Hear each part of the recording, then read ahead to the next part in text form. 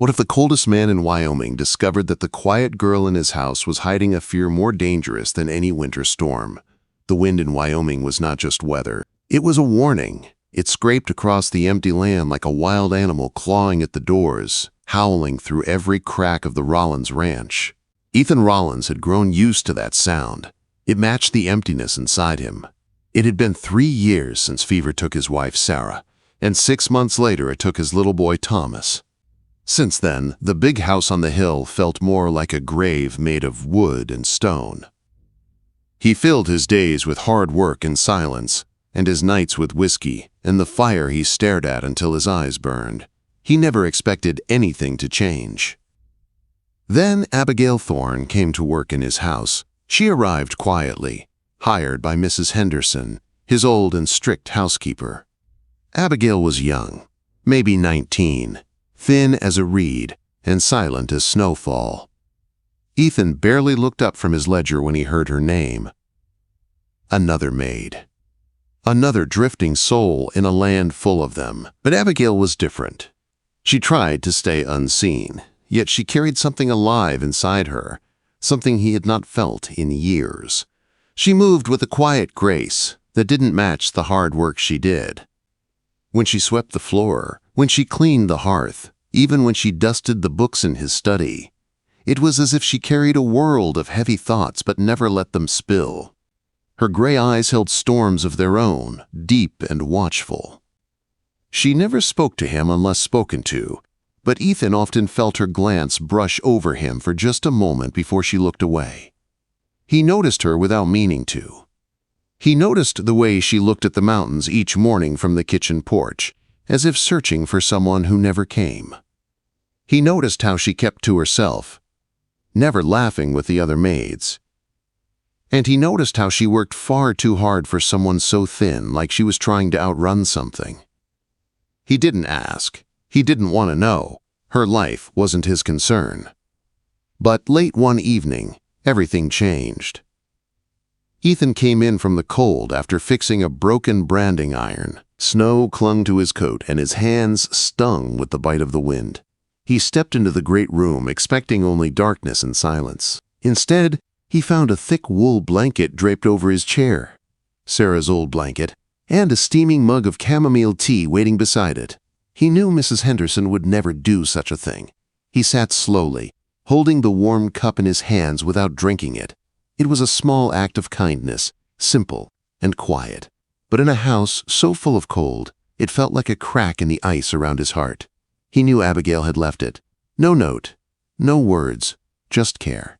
After that night, he found himself watching her more closely. She left water for a stray dog that wandered near the porch. She dusted his late wife's books with a soft touch, almost like a prayer. She placed small herbs in a pot near the fire to help his coughing, never admitting they were from her. She tended life in places he didn't even notice anymore. But he still kept his distance. He didn't know how to feel anything but empty. One harsh night, when the wind slammed against the walls like a living thing, Ethan could not sleep. He walked through the house, the floors creaking under his boots. As he passed the narrow stairs to the attic rooms, he heard something. A sound too soft to be the wind. A voice. A whisper. He froze. It was Abigail. He moved closer without thinking, standing outside her door. Her voice was low, shaking, as if she was talking to someone who wasn't there. "I will, Papa," she whispered. "I promise I will. I'm working hard.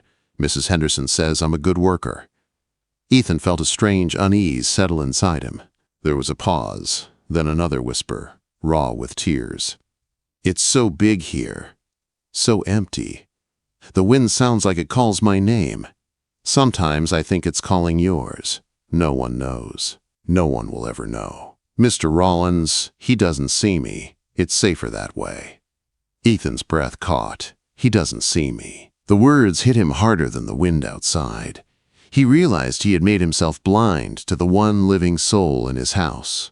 But her next words made his blood turn cold. "I just need to save enough to get away. Somewhere he can't find me. I'd rather die out here in the snow than let him touch me again." Ethan stepped back like he'd been burned. He didn't know who she meant, but he knew fear when he heard it. Deep, shaking fear. She wasn't just a girl from Ohio. She was running, hiding, and suffering alone. He walked back to the great room with heavy steps. He poured a whiskey, but it tasted like nothing. He stared into the fire, but instead of Sarah's face, he saw Abigail's gray eyes filled with trembling fear. He had thought he was the only ghost haunting this house. He was wrong. The next days felt different. Ethan watched her carefully, but she didn't know. When she worked, when she moved, when she paused with that faraway look in her eyes, he saw the truth. She wasn't quiet because she wanted to be. She was quiet because she was surviving, and something inside him, something long frozen, began to thaw with a slow, painful ache. He didn't speak of what he heard. He didn't dare. But he found himself stepping into her silent world, making sure she didn't work too hard, making sure she ate, making sure she was safe. Because something deep inside him had shifted, something he could not push away. And one cold night, when her footsteps came softly toward his chair by the fire, he pretended to be asleep, just to feel her quiet presence close to him. He didn't know it yet, but the moment she tucked the blanket around his shoulders, everything he thought he had buried began to come alive again. What if the storm outside was not the one he should fear, but the storm rising inside his heart every time he looked at her? After the night he heard Abigail crying into the darkness, Ethan could not find peace. Every time he walked through the halls, he felt her presence like a soft echo. Every time he sat by the fire, he remembered her voice trembling in that lonely attic room. A girl running from a man she feared. A girl trying to survive in a world that had given her nothing but pain. He could not stop thinking about her. He tried to bury himself in work. He rode the range. He fixed fences. He checked cattle, but her quiet face stayed with him like a shadow. The smallest things reminded him of her. The mug on the table, the blanket on his chair, the faint herbs left near the fire. She was everywhere without meaning to be. And then came the day the cold beat her down. Mrs. Henderson found Abigail collapsed in her attic bed, still wearing her damp clothes, shaking with fever. The wind had pushed snow into the north path, and Abigail had spent hours clearing it without stopping. Her body had finally given out. When Ethan heard, something snapped inside him. He rushed up the attic stairs 2 at a time. Her room was small and cold. Too cold. She lay curled on her narrow cot, her face flushed with fever, her breathing shallow. Her hair was loose for the first time, falling in soft waves around her face. She looked young, fragile, hurt. Ethan knelt beside her bed, feeling a fear he had not known since the night he lost Sarah and Thomas. He touched her forehead with the back of his hand, and the heat in her skin made him flinch. She was burning up. He worked quietly, carefully. He removed her wet boots, wrapped her in warm blankets, and cooled her forehead with a damp cloth. Hours passed like minutes. The house outside grew silent as night came, the wind howling through the eaves. Then she stirred. Her eyes opened slowly, cloudy with fever and fear. She looked at him, but she didn't see Ethan. She saw someone else, someone from her past. "No," she whispered, pushing weakly against him. Please don't touch me." His heart tore. "Abigail," he said softly, holding her shoulders gently. "It's me. It's Ethan. You're safe." Her breathing slowed, her eyes focused. And then realization struck her like a blow. She looked at the blankets, the cloth, the chair he sat beside her. Shame filled her face, hot and painful. "You heard me," she whispered, her voice shaking. "You heard everything." Ethan shook his head. "I heard a girl fighting to survive. That is nothing to be ashamed of." Tears filled her storm-gray eyes. She turned her face away, but he reached out and took her hand. It was small and trembling in his large, rough palm. "You're safe here," he said. "I promise you." Something changed in that moment. A wall between them crumbled. She did not pull her hand away. She let it rest in his, a quiet surrender. The days after her fever were slow and gentle. She recovered little by little. Ethan brought her warm broth, helped her sit near the fire, and stayed close without crowding her. He did not ask about her past, but he let her know with every look, every small act, that she was no longer alone. But the West had its own storms. The wind brought trouble from the town. Whispers started spreading like wildfire. People talked in stores and saloons, in church pews. They said the quiet girl from the Rollins ranch had taken advantage of Ethan's grief. They said she had trapped him.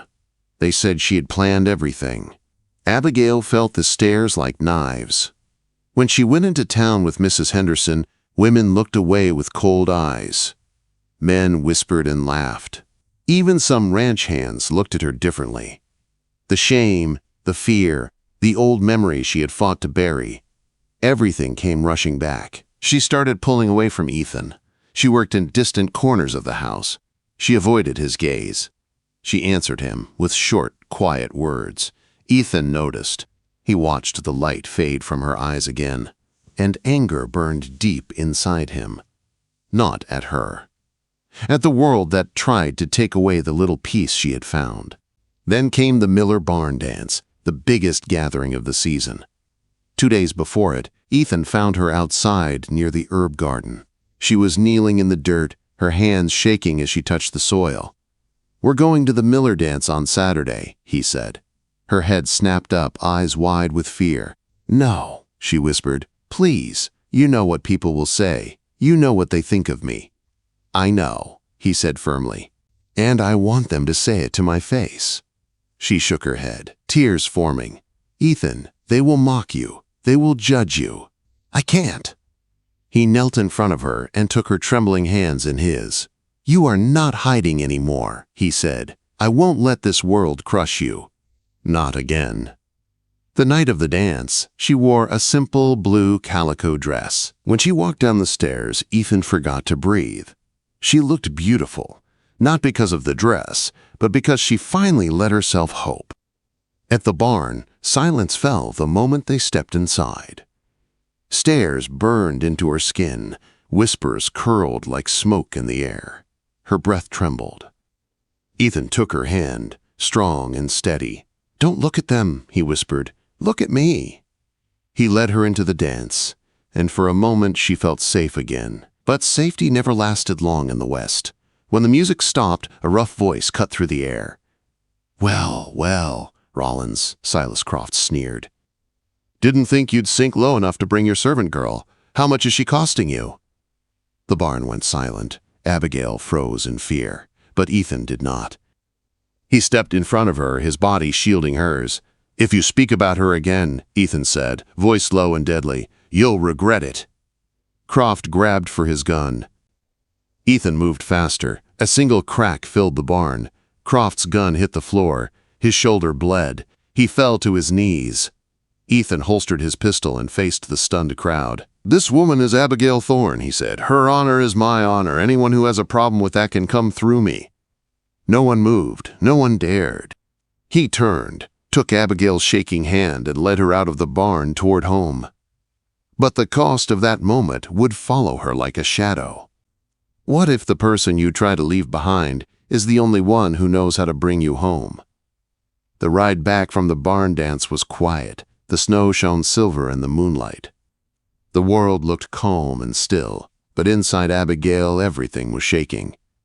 Ethan held the reins with one hand and kept his other arm around her waist, steady and warm.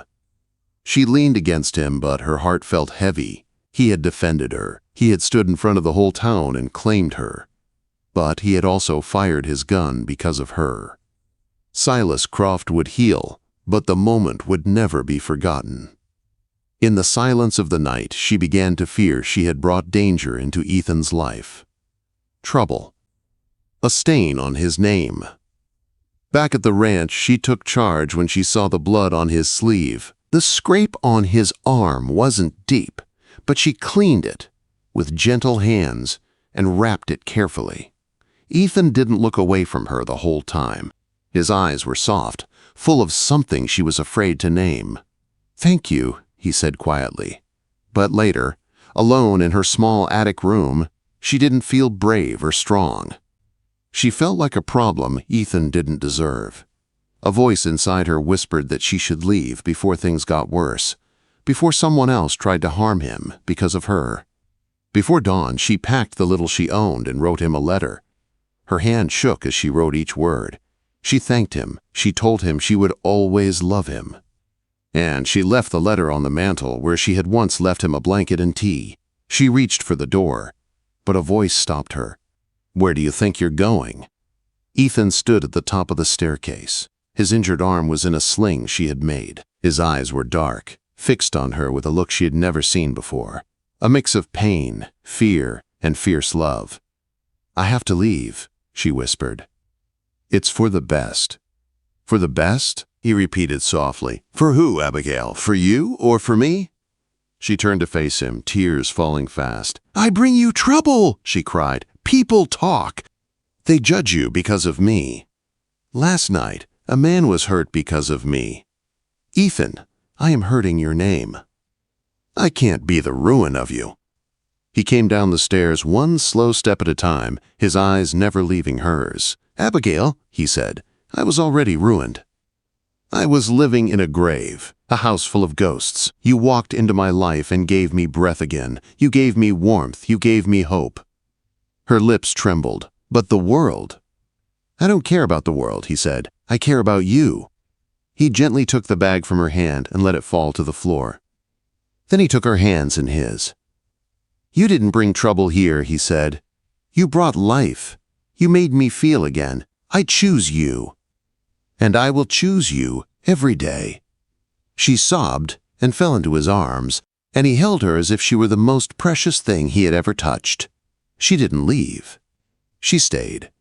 And soon after, he asked her to be his wife. They married quietly under the cottonwood tree where Sarah and Thomas rested. The wind was gentle that day, soft like a blessing. Jed stood to the side, quiet and proud. Mrs. Henderson cried behind her hand. Abigail wore a simple blue dress. Ethan wore his Sunday coat. When the preacher said the final words, Ethan kissed her with a tenderness that felt like a promise of a new life. After the wedding, they stood before the two wooden markers. Ethan rested his hand on Sarah's cross. "You would have liked her," he whispered inside his heart. "She saved me." Then he turned to Abigail and took her hand. "Let's go home." For the first time, the big house didn't feel cold or empty. It felt warm, alive. She was no longer the quiet girl in the attic. She was his wife. His partner, the heart of the home. When they entered the great room, the firewood was stacked and ready. Ethan picked up the bellows and offered them to her. "This is your house now," he said, "your fire." But she placed her hand over his and shook her head softly. "No," she said, "our fire." Quote, Together they knelt and lit the first flame of their new life. The spark caught. The fire grew. Warm light filled the room, pushing every shadow away. The house finally breathed again. And so did they. Their story began in silence, grew through fear, and survived a storm stronger than winter. But it ended in warmth, in love, and in a promise they made side by side. A promise to never let the fire go out.